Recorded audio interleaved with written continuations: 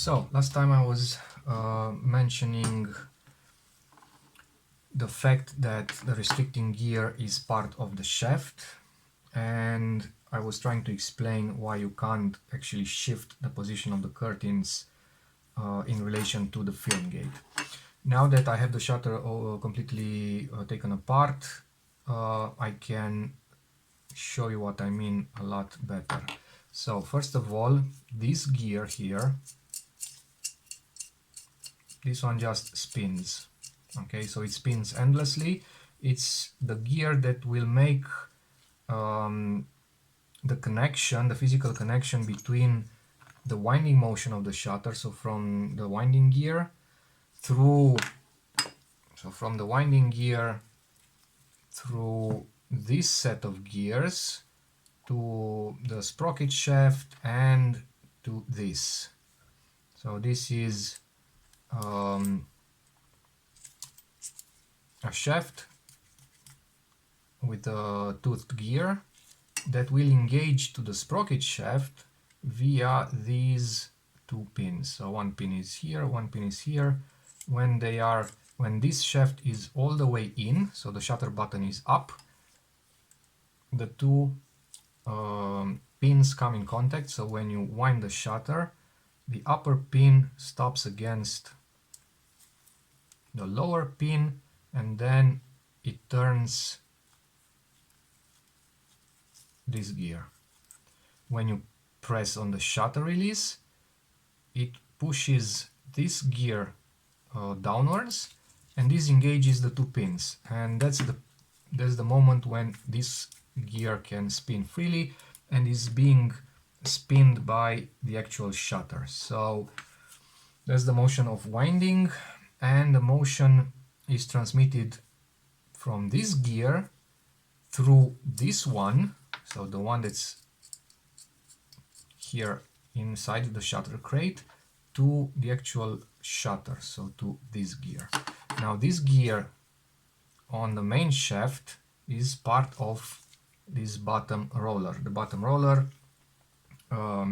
has the ribbon of the first curtain, so when you turn this shaft, you pull the first curtain. This bottom gear has a slot, so it goes from here to here, and that slot engages in this pin inside the shutter crate, and that means that this can only turn from one point to the other. So when I put this here, this is the motion that I can perform. This is fully unwind, fully released. This is the fully released position because it is turned clockwise full way, and that means that whatever ribbon was here is all the way here. And when you wind the shutter, meaning that you are turning it counterclockwise, it will pull on the ribbon and move the curtain all the way here. And this is the mark that I had for the insertion point of, or the attachment point of the ribbon. This is mark 1, the original one, and the smaller one is mark 2, which is the original one minus 1.2 millimeters, I think. We'll get to that, it's not important right now. So note the mark when this is fully counterclockwise, fully turned counterclockwise. I'll take this out and I will try to find another position.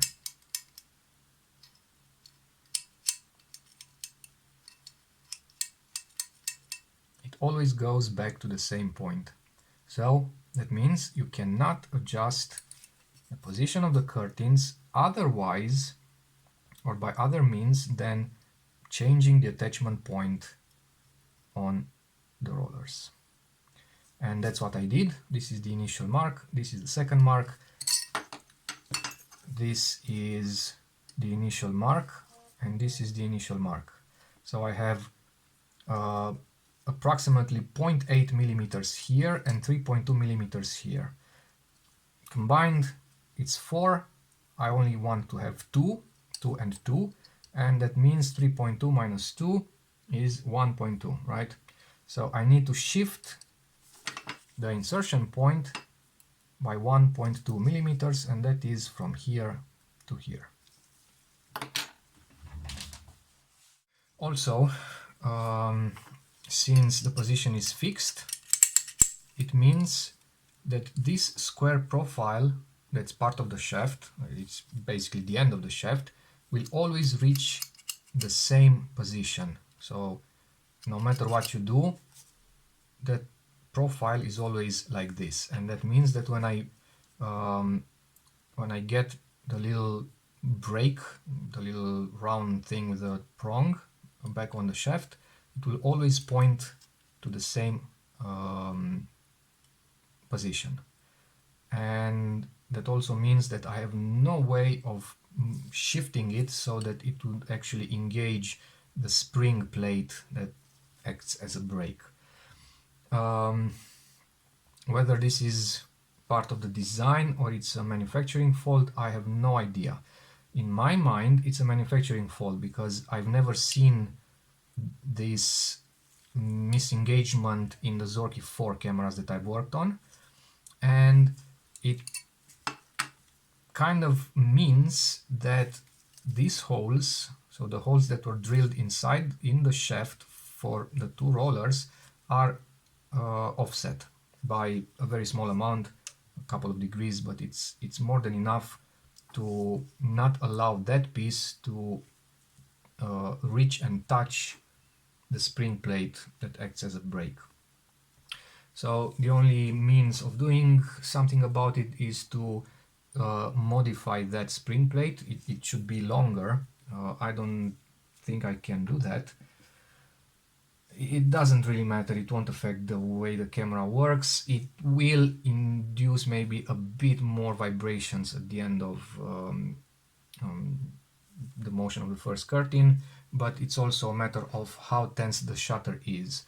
Now, regarding the tension in the shutter, on one hand you want the smallest amount of tension possible, because that's the tension that will give you the nicest feel in the camera. So the smoothest winding, the quietest shutter, the least amount of vibrations. But on the other hand, a smaller or less tension means less speed. Less speed for the same gap between the curtains means longer shutter times. So in theory, if you really want to be super precise about it, you would have to, on one hand, take the tension as low as possible, and as low as possible, maybe we'll talk about it when I get to the adjustment phase, what low as possible means. And on the other hand, decrease the gap between the curtains to match that tension, so to allow you to achieve the same shutter speeds, or the nominal shutter speeds, the intended shutter speeds, for that lower tension. In this particular case, the initial tension of the curtains was very high, or at least it felt very high, but I did count the turns, and I got 3 turns for the first curtain, full turns of the spring-loaded rollers, and 2 full turns for the second curtain, which is actually the kind of tension that I always start with. So it was like the springs are extremely strong still after all these years, which is very nice. Okay, so I'll see what I can do about that. But keep in mind that getting a smaller gap, so decreasing the gap, also means that the edges of the curtains will need to move relative to the film gate. So you decrease the gap by either moving the first curtain closer to this margin or the second curtain closer to this margin.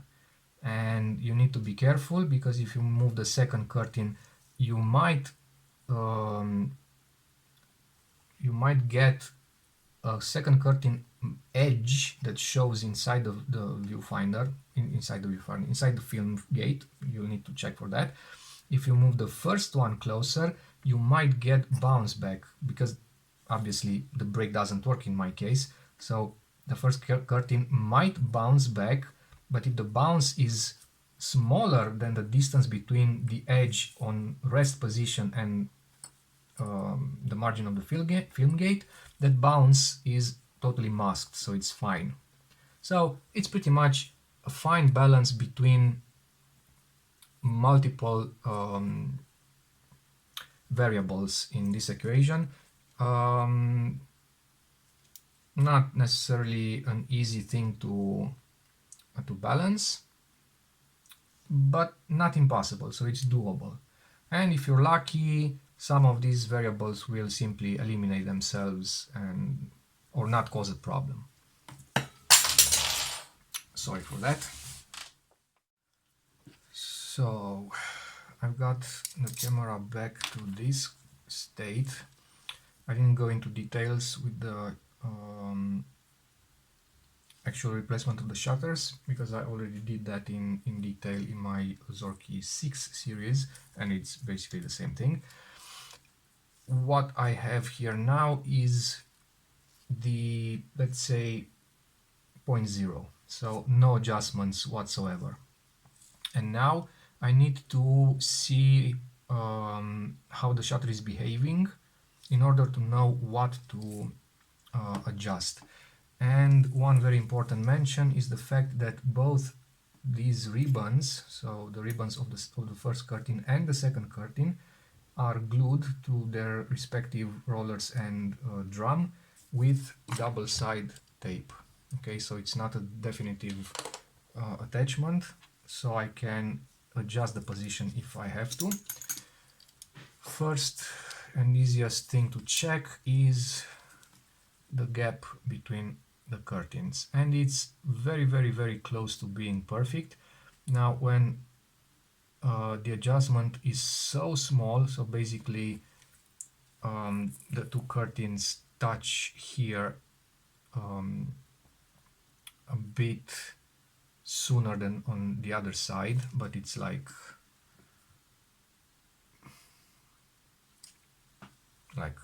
a hair, not more than that.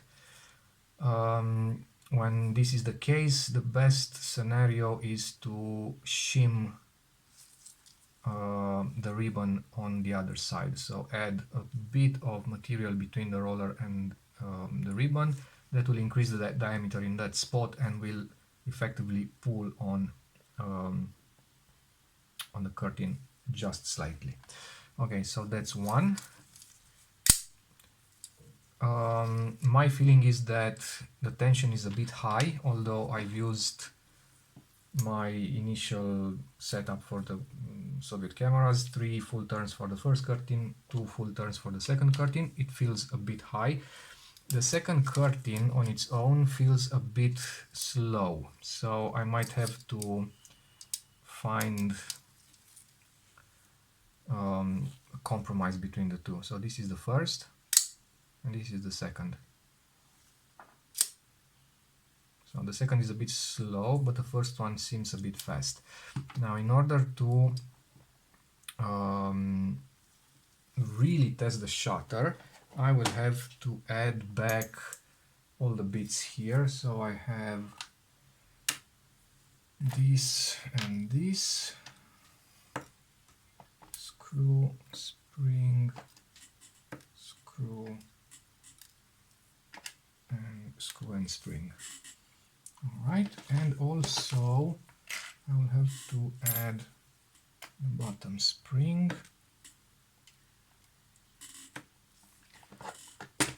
Now what I'm interested in right now is the overall way the shutter feels and moves. I'm not interested in making a super precise fine adjustment of the shutter. because on one hand I did not put back the stack of shims on top. Now this is very important, I forgot to mention this thing when I disassembled the camera. The way these little shims are positioned within this shutter stack is kind of unique to every camera. So there was never, at least from what I have seen, there was never a rule that said you have one shim there, two shims there, whatever.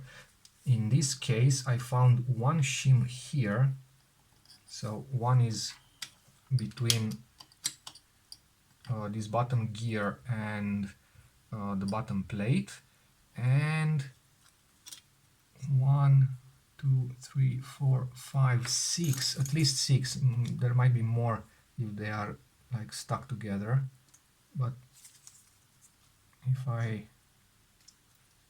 got it correctly, there are 6 shims between the top roller and the upper plate. And because I don't have the shims now, I have this. See, there's a lot of play in here. When you add the shims, it will keep the entire assembly to let's say a fixed position. Alright, that's one. And the other very important thing is the fact that I only lubricated the springs inside these two rollers. So I did not lubricate the exit point of the shaft through the casing of the roller. I did not lubricate this point. Because if I have to get back to the curtains and reposition them and there's oil around, it quickly turns into a mess. So I would rather make sure that everything is fine and then take it all apart again, finalize the attachment of the curtains and the ribbons, so actually using glue instead of the double side tape, and then put back all the shims. And obviously if I forget about them, I will have to reopen the camera again. Okay, so for the armed position, this control disc should sit like this, I think.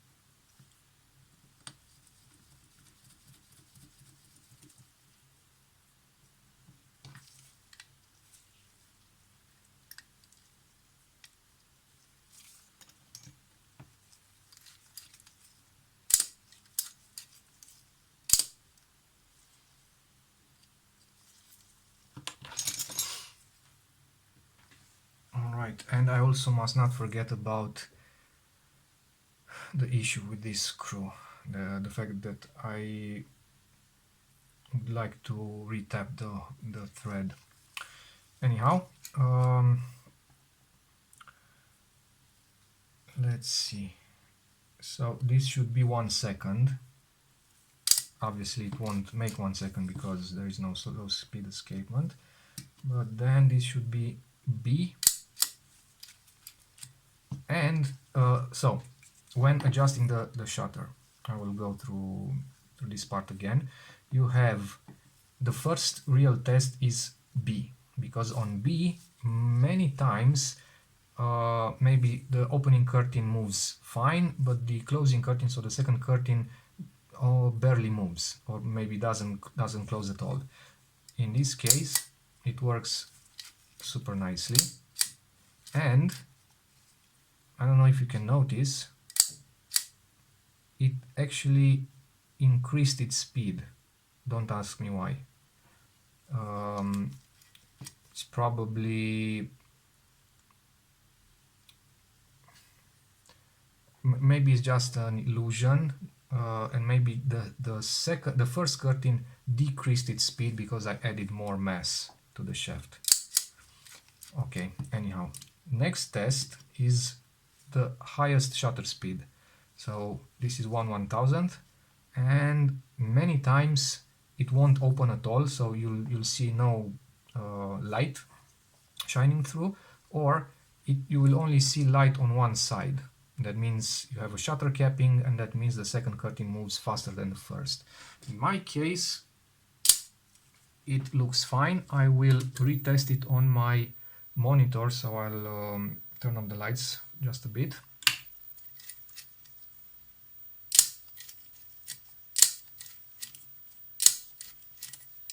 And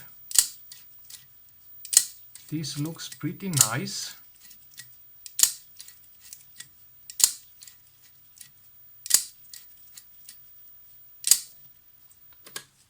This looked pretty nice. My first,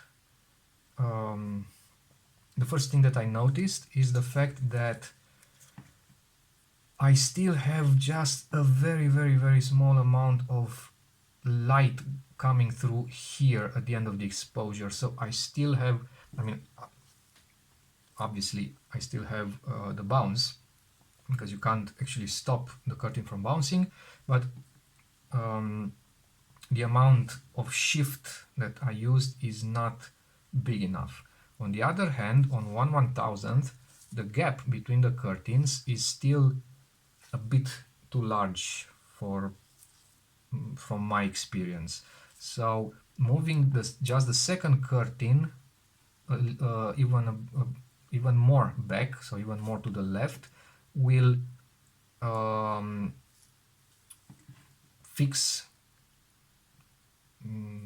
the light that comes through because of the shutter bounce, and also decrease the size of the slit. So it's like two birds with one stone, and that means taking the second curtain and moving it even more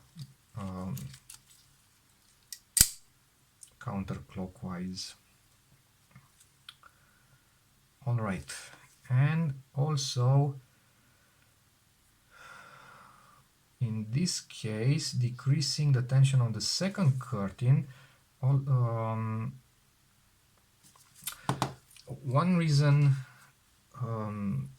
a curtain can bounce is having too much tension, because it comes in super fast and then bounces back. Obviously, decreasing the tension will decrease the tendency to bounce. You can only decrease the tension to the point where the shutter no longer feels right. I mean, if you decrease it more than a certain point, the shutter won't work correctly. So you are limited to a certain interval.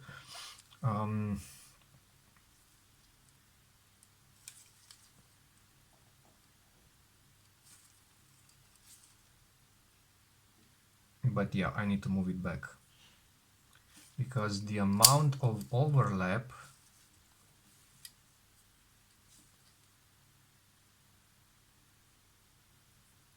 is way too small.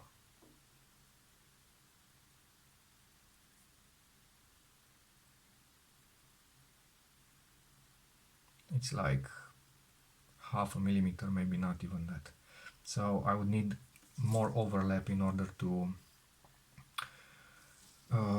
be sure it's light tight. Okay, so that would be the next step.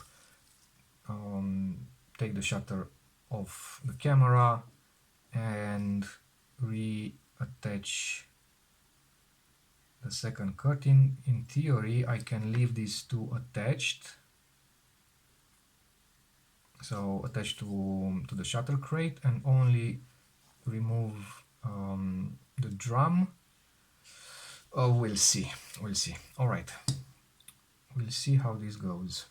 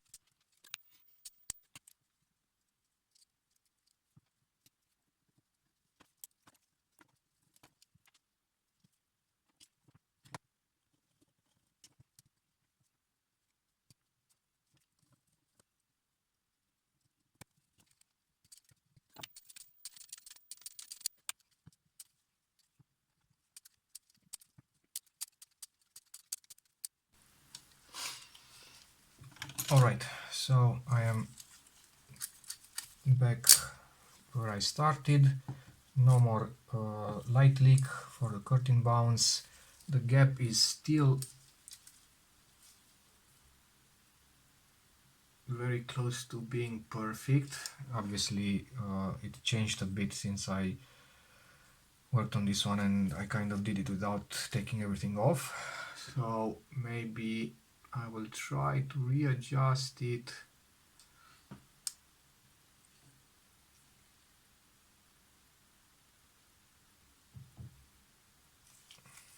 I'll try to readjust it when I glue this, but I'll need to be very careful so that I don't make a total mess. The gap at 1/1000th is looking quite well, so it's like a millimeter or something. It is smooth. Yeah, so far so good. I like it. I will have to take it off again, unfortunately, because as I said, I did not oil. Oh, actually I could. No, I'll take it off. I'll take it off and oil these pivoting points the right way. And then pretty much that was it. Everything else is reassembly. Hopefully nothing major comes along.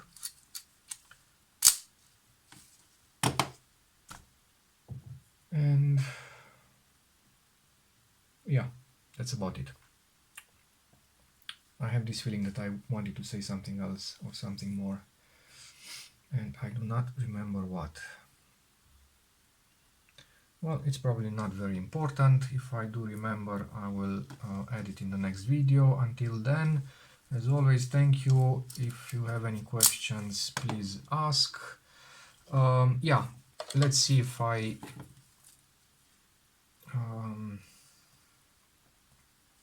answered or talked about some things that I received as comments.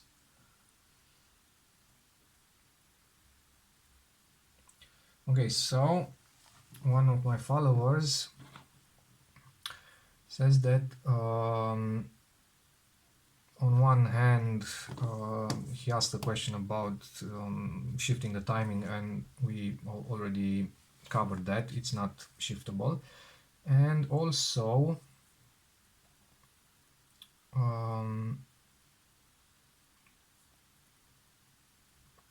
he also said that he opened a couple of his cameras like Zorki 3C and 3M, and in all those cameras he saw the same thing.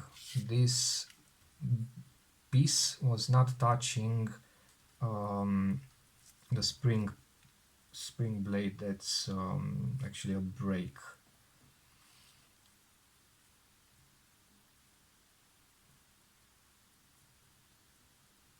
Okay, and then there was a question whether this is a feature or a bug, meaning that how can you know that the second curtain actually closes if that tip would actually touch the spring plate? Well, first of all, that kind of brake system only applies to the first curtain because it's connected to the shaft, and the two rollers that are also connected to the shaft are the rollers for the first curtain for the ribbons. So the idea behind the system of brake on the first curtain is not to actually not allow a bounce back. I mean, I don't think that was the main idea. The main idea was to minimize the camera shake. You don't care if the camera shakes when the second curtain slams shut, because the exposure is over. So it's like, I don't know if you know the Bronica S2 or the Bronicas of that era. So Z, D, S, S2, S2A, E, C, and C, I think. Quite a bunch of them, but they all kind of share the same design. That camera has a very, very strong slap when you fire the shutter, and the slap is from the mirror, but the slap happens after the exposure is finished. So it doesn't matter that you feel the camera moving, it's already too late to affect the exposure. So it's kind of the same principle applied here. So you want the first curtain to slow down as much as possible when it opened the film gate. So after passing this point, slow down. You don't care what happens to the second one. The second one can slam all at once. The problem with the second one slamming is this: it slams and then it bounces back. So that's one thing. This little break does not affect the second curtain, and therefore there is no question of whether the curtain closed or not the film gate, because that was the problem, not having an overexposed area. So the second thing is that the first curtain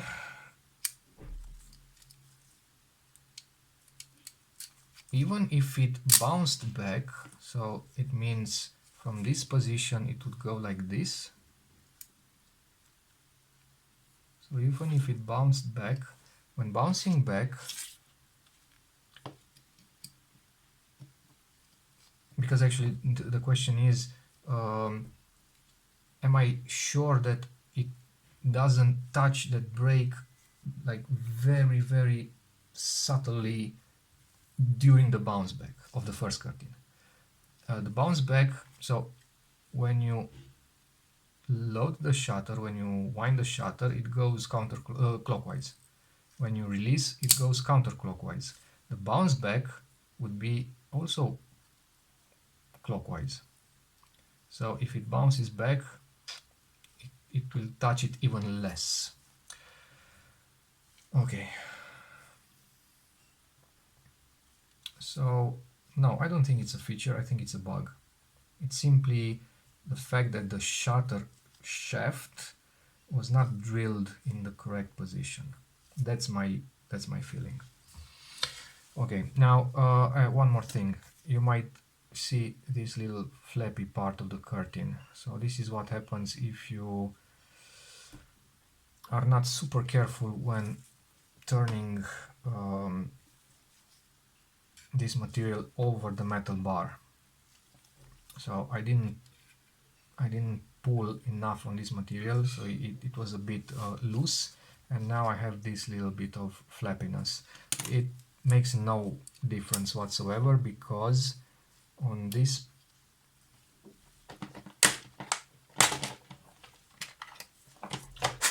so I'll have this in place like so, and with that in place, no light can pass. But yeah, sometimes this happens. You need to be very careful, and it's also quite important what kind of glue you are using. Now I'm using this B7000. It was recommended by a friend. The only thing that I like about it, actually two things: if you need to peel it off from a rubber surface, let's say you need to re-glue or something went wrong, it's super easy to peel off. You simply do this and it will peel off, leaving absolutely no marks. That's one thing. The downside is that I'm not really sure how strong it can be, but for this kind of application, so forces like this, not like this, it should be more than enough. And the second thing is that it has this little metal fine tip that it's quite convenient for gluing curtains. Okay, so